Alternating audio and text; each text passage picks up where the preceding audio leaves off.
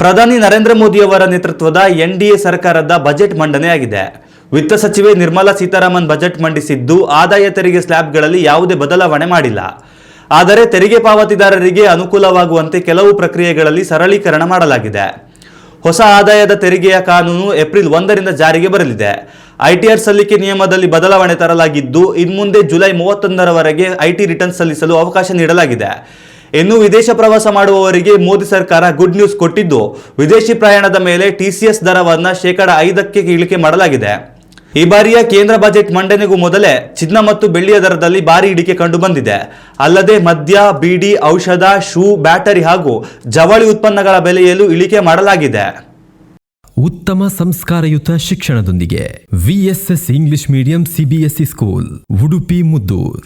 ನರ್ಸರಿಯಿಂದ 10ನೇ ತರಗತಿವರೆಗೆ ಶಿಕ್ಷಣದ ಜೊತೆಗೆ 5ರಿಂದ 10ನೇ ತರಗತಿವರೆಗಿನ ವಿದ್ಯಾರ್ಥಿನಿಯರಿಗೆ ಉತ್ತಮ ಹಾಸ್ಟೆಲ್ ಸೌಲಭ್ಯವೂ ಇದೆ.